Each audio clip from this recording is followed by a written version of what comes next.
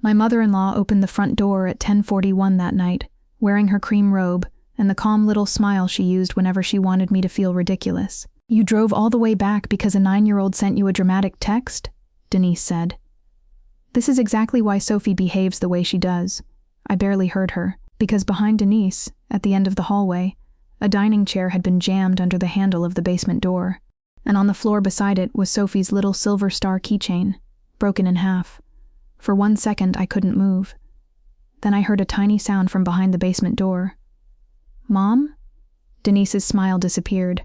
I pushed past her. She grabbed my arm. "Do not undermine me in my own home." I looked down at her hand until she removed it. Then I walked to the basement door. The chair legs scraped across the hardwood when I pulled it away. Denise came after me. She was having a tantrum. I opened the door. The basement light was off. "Sophie?" "I'm here." My daughter was sitting halfway down the stairs in her pajamas, hugging her overnight bag against her chest. Her face was swollen from crying. Her socks were dirty. There was a paper plate beside her with half a piece of dry toast on it. Sophie stared at me like she wasn't sure I was real. Then she stood up. She didn't run. That scared me more than if she'd screamed. She just walked up the stairs slowly and put both arms around my waist. I felt her shaking. "I knew you'd come," she whispered. I held her. Behind me, Denise sighed loudly. "You see? Theater. All of it." I didn't answer. I picked up Sophie's overnight bag with one hand and kept my other arm around her. Frank, my father-in-law, was standing at the entrance to the kitchen. He wouldn't look at me. That told me plenty. I bent down and picked up the broken silver star. It had been attached to Sophie's backpack since first grade. She'd won it from one of those cheap school carnival machines and treated it like jewelry. I put both pieces in my coat pocket. Denise crossed her arms. "She's leaving because she was disciplined?" I looked at her. "What did you do?" "Yums." I gave her a timeout. "In a locked basement?" "It wasn't locked." I pointed at the chair. Denise rolled her eyes. "That was because she kept opening the door." Sophie pressed closer to me. I felt something inside me go very still. Not calm. Still. There is a difference. "How long?" I asked. Denise looked annoyed. "Don't interrogate me." "How long was she down there?" She needed time to think. "Sophie." My daughter looked at the floor. "How long?" Her voice was barely audible. "After dinner." I looked at the kitchen clock. 10:44. Denise immediately jumped in. "She refused dinner." "I wasn't hungry," Sophie whispered. "She refused dinner because I told her she couldn't sit there sulking over her tablet." I looked down at Sophie. "Where's your tablet?" Denise answered for her. I took it away. The message had come from Sophie's old smartwatch. I had almost missed it because I was in a hotel conference room 2.5 hours away, preparing for the next morning. At 8:58, Sophie had sent 3 words. "Mom, save me." That phrase had been ours for almost 2 years. I created it after a sleepover where Sophie got uncomfortable, but was too embarrassed to explain why in front of another parent. I told her if she ever felt unsafe, trapped, scared, or simply needed me without being able to explain, she could send those words. No questions.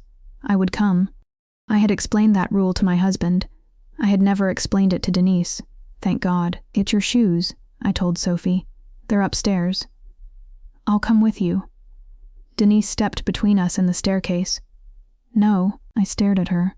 "She is not walking through this house acting like I've done something terrible." Sophie flinched. That was it. For years, Denise had spoken to me however she wanted. She corrected my clothes, my cooking, my job, my house, my marriage. She once handed me a dish towel at my own birthday dinner, because according to her, somebody has to notice when the kitchen is a disaster. I smiled and cleaned. I survived it. But my daughter had just flinched because her grandmother said one word: no. I stepped closer to Denise. "Move." Something in my voice worked. She moved.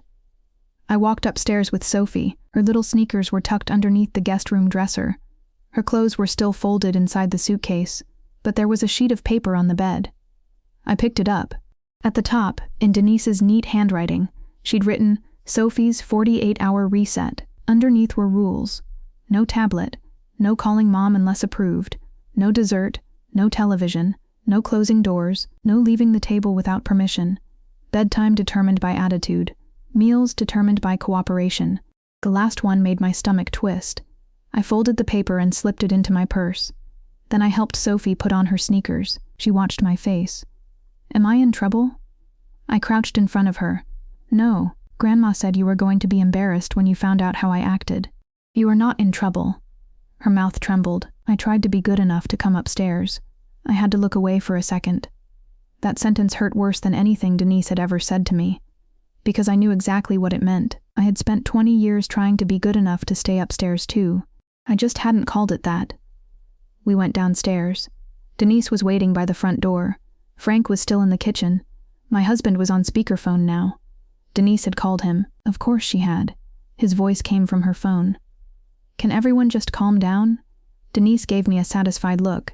She barged into my house like I was abusing our granddaughter. I opened the door. My husband said my name.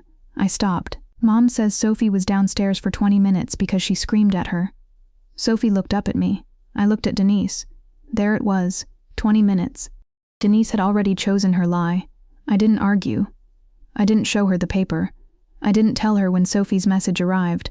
I just said, "We're leaving." Denise followed us onto the porch. You cannot teach a child that she gets rescued every time someone tells her no. I helped Sophie into the car. Then I turned around. You're right about one thing. Denise raised her chin. She will get rescued every single time she tells me she's unsafe. Denise laughed. You are going to ruin that child. I shut the car door. No, you don't get another chance to. I drove away. Sophie didn't speak for 20 minutes. Then, from the back seat, she asked, Is Grandma mad at you now? Yes. Because of me? No. She went quiet again. Then she asked the question that finally made me cry. Do I have to go back? I pulled into a gas station because I couldn't safely drive. I climbed into the back seat. I held her face between my hands. No. Ever? Not unless you want to. She shook her head immediately. Okay. That was all she said. Okay. Like I just unlocked another door. The next morning my husband came home. He had driven back from his own work trip after Denise called him repeatedly. Sophie was asleep beside me. He stood in the bedroom doorway. My mom says you threatened to cut them off. I did. She says you're twisting what happened. I got out of bed quietly. We went into the kitchen. I made coffee. My hands were steady. His weren't. She said Sophie screamed, kicked a cabinet, called her mean, and tried to call you after being told she couldn't have dessert. She sent me the signal at 8:58. He rubbed his face. Mom said she was downstairs 20 minutes. I opened my purse. I unfolded Denise's paper. I placed it on the counter. He read it. His expression changed at, no calling Mom unless approved. Then he reached the line about meals. She wrote this? Yes. He stared at it for a long time. Then he said something that nearly broke our marriage. This is bad, but maybe Mom thought she was helping. I laughed once. Not because it was funny, because I couldn't believe I was hearing the sentence. Helping. You know how she is. There it was, the family prayer. You know how she is. I had heard that sentence since my first Christmas with them.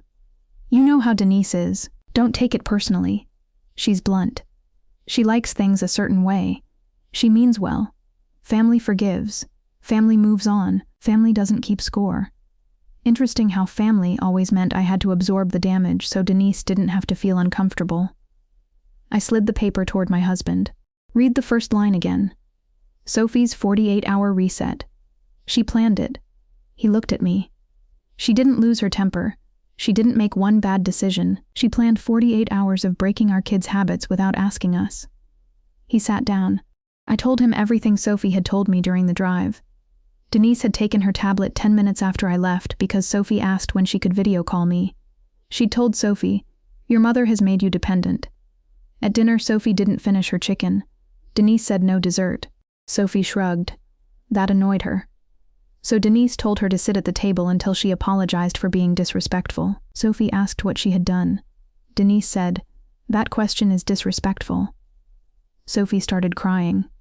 Denise told her crying didn't work in her house. Sophie went upstairs. Denise ordered her back down. Sophie said she wanted to call me. That was when Denise took the tablet. When Sophie tried to go upstairs again, Denise told her she could sit in the basement until she was ready to behave like a grateful granddaughter. Sophie went down. Then she came back up because she was scared. Denise wedged the chair under the door. Sophie had been down there when she sent me the message. My husband went pale. He still didn't say what I needed him to say. Instead, he whispered, "I need to talk to her." "No." He looked up. "You can talk to your mother. Sophie won't." He nodded slowly. That afternoon, Denise began working the family, not calling me, calling everyone else. By dinner, my husband had received 7 messages: his aunt, his cousin, his sister, 2 relatives I hadn't seen in months. The story was always the same. Sophie had thrown a tantrum. Denise had given her a short timeout. I had stormed into the house. I was punishing grandparents over a parenting disagreement. One relative wrote, "Don't let this turn into one of those situations where a child loses her whole family because adults can't communicate." I read that message twice. Then I deleted it. 3 days later, my husband asked me to attend dinner at Denise's house. No. Just us. Sophie stays home. No. Mom wants to explain. She already explained. She says Dad was there. I looked at him. That mattered. Frank had barely spoken that night. He'd watched. He'd looked at the floor. I had known Frank for 13 years. He was gentle in the way some frightened men are gentle. He didn't start fights. He also didn't stop them. "What did Frank say?" I asked. My husband hesitated. He said he doesn't want to be in the middle. Of course. I declined dinner. Denise took that as victory. The next morning, she posted an old photograph in the family group chat. Sophie sitting on her lap at Christmas. Both of them smiling. Her caption said, "Nothing will ever break the bond between a grandmother and her granddaughter." I removed myself from the group. Then I started making phone calls. Not dramatic calls. Practical ones. I removed Denise and Frank from Sophie's school pickup list. I removed Denise from the pediatrician's emergency contact form. I changed the code to our garage. I changed the keypad number on our back door. Denise had been given both years earlier because family shouldn't have to knock. I changed the password to the family photo folder. Then I opened the shared calendar I had maintained for 8 years. Birthdays, holiday dinners, appointments, airport pickups, anniversary reminders, restaurant bookings. Every family event Denise received compliments for organizing had actually begun on my laptop. She chose the napkins. I did everything else. I stared at the calendar. Then I transferred the medical reminders involving Frank to my husband's phone. Everything else I deleted. Not their lives. My labor. There was a difference. That evening, my husband stared at his phone. "Mom says the Christmas restaurant reservation disappeared. I canceled it. You booked it? Every year." He looked genuinely surprised. "Yes." "And Easter? Me. The beach house last summer? Me. Dad's retirement dinner? Me." He sat down. I almost felt sorry for him. Almost. Denise had spent years convincing everyone she was the center of the family. I had spent years making sure the center had chairs, food, reservations, gifts, rides, candles, photographs, medication, and clean sheets. Nobody noticed because I never asked them to. Denise noticed. She just believed I'd never stop. 2 weeks passed. Sophie started sleeping through the night again. Then, on a Tuesday afternoon, the school called me. The receptionist sounded uncomfortable. "Your mother-in-law is here." My entire body went cold. "Do not release Sophie." "We won't. She isn't authorized." "What does Denise want?" There was a pause. "She says you're having some kind of emotional episode, and that your husband asked her to pick Sophie up." I closed my eyes. My husband was sitting 6 feet away from me. I put the call on speaker. The receptionist repeated herself. My husband stood up so fast his chair fell backward. "I never told her that." The receptionist heard him. "Thank you. That's what we needed to confirm." Then I heard Denise in the background. Her voice was unmistakable. "I have been picking up my granddaughter for years," the receptionist said. "Ma'am, I need you to step away from the desk." Denise got louder. "This is a family matter." My husband looked at me. I didn't say anything. We heard Denise demand the principal. Then she said the sentence that ended whatever tiny hope my husband had left. "Her mother is unstable. Somebody needs to protect that child from her." My husband walked out of the room. He called Denise from the driveway. I didn't follow. When he came back 20 minutes later, his face looked different, older. "She says you made Sophie afraid of her." "No." "She says you're poisoning Sophie against the family." "No." He sat down. She said if we keep Sophie away, she'll come to the house. I looked toward the new keypad on the back door. Then she'll stay outside. That night, at 11:17, I received a message from Frank. Just one photograph. Denise's refrigerator. The same sheet of paper I'd taken from the guest room had apparently been a copy. The original was held to the refrigerator with a lemon-shaped magnet. But there was more writing underneath the rules. A schedule. 6:15, ask about mom. 6:30, tablet removed. 7:05, refused apology. 7:20, dinner cleared. 7:40, crying upstairs. 8:10, basement. 8:35, came up without permission. 8:40, returned downstairs. 10:15, still refusing apology. My hand shook. Sophie had messaged me at 8:58. Denise had opened the basement door after 10. She hadn't been down there 20 minutes. She'd been there more than 2 hours. Frank's text underneath the photograph said, "I should have stopped it." I replied with 4 words. "Yes, you should have." He didn't answer. I saved the photograph. Then I showed my husband. He sat on the edge of our bed staring at it. 10:15. Yes. She told me 20 minutes. Yes. He zoomed in. His mother's handwriting was obvious. He whispered, "She lied to my face." I looked at him. "She lied about what she did to your daughter." That hurt him. Good. It needed to. 3 weeks later, Denise announced a family dinner. Not invited. Announced. She sent my husband a message saying enough time had passed, and this nonsense needed to end. He showed me. I said, "Go." He looked surprised. "You don't want to?" "I do." We left Sophie with a trusted friend. When we arrived, 12 relatives were already there. Denise had set the long dining table like Thanksgiving. White cloth, wine glasses, candles, roast chicken. She wore pearl earrings. I knew immediately what she'd done. This wasn't dinner. It was a courtroom where she'd selected the jury. Denise kissed my husband. She didn't touch me. Then she smiled at the room. "I'm glad we're finally going to act like adults." Nobody laughed. We sat. Frank was at the far end of the table. He looked sick. Dinner lasted 11 minutes before Denise started. I have kept quiet because I love my granddaughter. I nearly admired the nerve. She continued, "But I will not be accused of harming a child because a mother cannot tolerate discipline." Someone shifted in their chair. My husband said, "Mom?" Denise held up one finger. "No. You've heard her version for weeks." Then she looked directly at me. "You have always needed to control everything." I said nothing. "You decide when Sophie sleeps, what she eats, who she sees. You invented some secret rescue phrase so she can manipulate any adult who makes her uncomfortable." That made me look up. I had never told Denise about the signal. My husband hadn't either. She had gone through Sophie's smartwatch. Denise saw my expression and smiled. "Yes, I know about it." My husband stared at her. "You read her messages?" "I was responsible for her." "You took her tablet." "Because she was obsessed with contacting her mother." Denise looked around the table. "Do you all hear this?" A 9-year-old couldn't spend one evening away from her mother without sending an emergency code. Nobody said anything. Denise mistook silence for support. She always did. "So yes," she continued, "I took the electronics. Yes, I made her sit downstairs. And yes, I prevented her from coming back up every 30 seconds, because discipline means nothing if a child can simply walk away from it." My husband leaned forward. "How long?" Denise's mouth tightened. "What? How long was Sophie in the basement?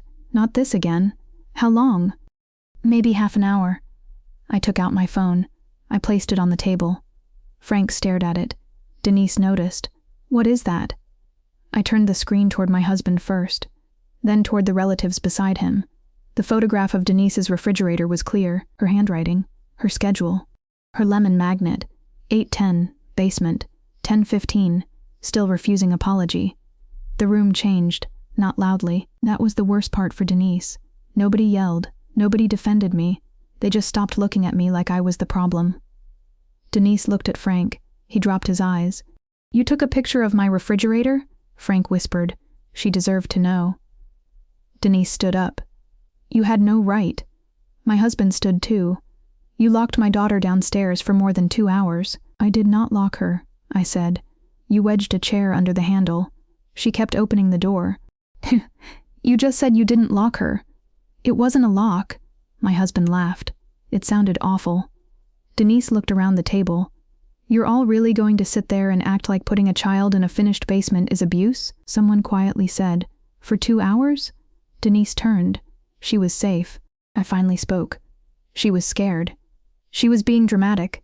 I stood. There it was, the sentence I needed everyone to hear. Not because I had planned some grand speech, because I wanted to know whether she had learned anything. She hadn't. I asked. When Sophie cried and said she wanted me, what did you tell her? Denise's face flushed. She needed to understand that crying wasn't going to control me. My husband closed his eyes. Denise kept going. Children need to learn that adults are in charge. I picked up my purse. Thank you. She blinked. For what? For saying it yourself. I walked toward the door. Denise followed. You think walking out makes you right? I stopped beside the coat rack. No. Sophie asking me not to send her back made me right. Her face twisted. You're going to keep my granddaughter from me because she had one bad night? No. I reached into my purse. I took out the 2 broken halves of the silver star. I had carried them for weeks. I placed them on the little table beside Denise's front door. You're not losing access because Sophie had a bad night. Denise stared at the broken star. You're losing access because you made sure she did. Then I left. My husband came with me. The family dinner ended 17 minutes later. I know because Frank texted him. After that, Denise tried to take control twice more. The first time, she came to our house on a Sunday morning. She brought 3 shopping bags full of gifts for Sophie, a craft set, new sneakers, a tablet, the exact thing she'd taken away. My husband opened the door but didn't let her inside. Denise smiled like nothing had happened. I brought something for my girl. No. Her smile tightened. I didn't ask you. This is my house. It's also my granddaughter's house. He didn't move. Denise raised her voice. Sophie! Grandma's here. I came into the hallway. Sophie was standing halfway down the stairs. Denise saw her. Her entire face changed. Suddenly she was sweet. Baby, come see what Grandma brought you. Sophie gripped the railing. She didn't move. Denise opened one of the bags. Look, the art set you wanted. Sophie looked at me. I said nothing. This had to be hers. Denise smiled harder. Come give Grandma a hug. Sophie shook her head. Denise's face fell. Don't be silly. Sophie backed up one stair. I don't want to go with you. 6 words. No speech. No accusation. Just the truth. Denise looked at me with pure hatred. You did this. I walked to the door. No. I picked up her shopping bags. For 1 second she thought I was accepting them. I set them on the porch. Then I shut the door. The second time Denise tried was Christmas. For 13 years, Christmas had been at Denise's house. I booked the restaurant when she didn't want to cook. I bought the stocking fillers. I coordinated gifts so nobody duplicated anything. I collected dietary preferences. I reminded people what time to arrive. That year I did none of it. In October, my husband's sister asked what we were doing. I said we were having Christmas at our house. She asked if she could come. Yes, then an aunt asked. Then a cousin. Then 2 more relatives. I invited everyone who wanted to spend Christmas with us, except Denise. Frank was invited. He declined. I understood. December 24th arrived. My kitchen was loud. Children were decorating cookies badly. Someone burned a tray of rolls. My husband forgot ice and had to run to the store. Nothing matched. Nothing was perfect. Sophie was happy. At 6:32 p.m., the doorbell rang. I knew before I opened the app. Denise stood on the porch. Pearl earrings, red coat, a wrapped present under one arm. She stared into the camera. I know you're all in there. My husband came beside me. Don't open it, I said. He didn't. Denise rang again, then knocked, then rang again. Inside, everyone had gone quiet. She knew it, so she raised her voice. You cannot erase me from this family. Nobody answered. Then Denise made her last mistake. Sophie, she shouted. You know Grandma loves you. Sophie was standing beside the Christmas tree. She looked at me. Her face didn't show fear this time, just sadness.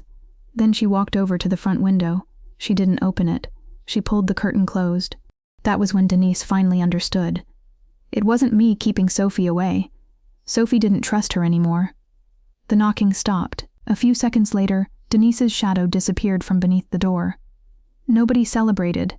That surprised me. I thought I might feel victorious. Instead, I felt tired.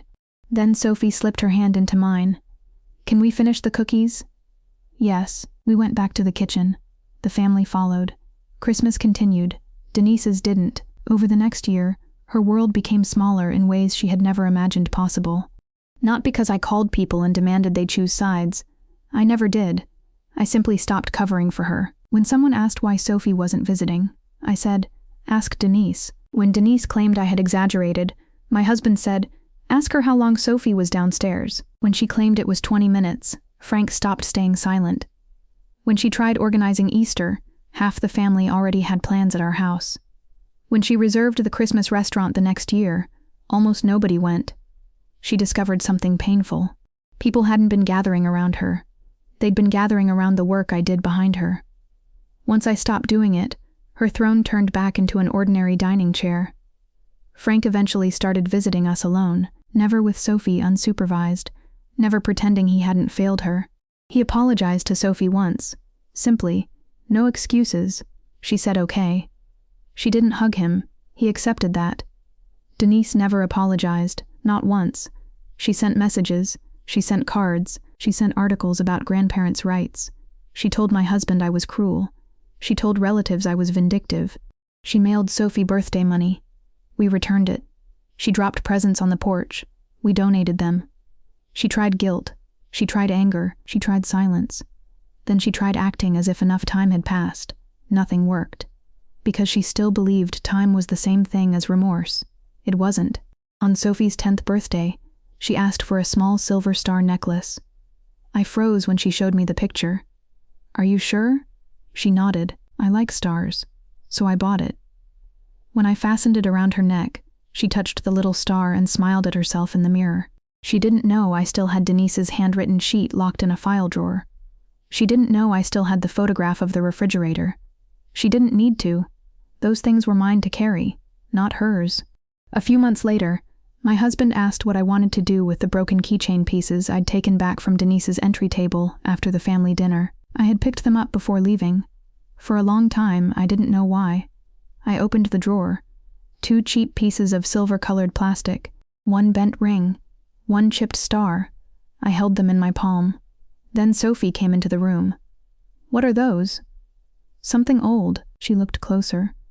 "Oh, my backpack star." "You remember it?" "Grandma broke it." I hadn't known that. I looked at her. "She did?" Sophie nodded. "I kept touching it when I was crying. She said I was being annoying and pulled it off." My throat tightened. "Why didn't you tell me?" She shrugged. "I forgot. Kids do that. Adults spend months building arguments around moments children are already trying to leave behind." Sophie touched the new silver star hanging from her neck. "Can I throw the old one away?" I looked at the broken pieces. For years I had thought surviving Denise meant being patient enough, useful enough, quiet enough, forgiving enough. I thought keeping the family together was something noble. Then my 9-year-old taught me what I should have learned much earlier. A family that requires one person to stay scared, so everyone else can stay comfortable, isn't together, it's trapped. I handed Sophie the pieces. She walked to the kitchen, lifted the trash can lid, dropped them in. The little broken star hit the bottom with one tiny click. Then she ran outside to play. I didn't take it back out, and Denise never got another key.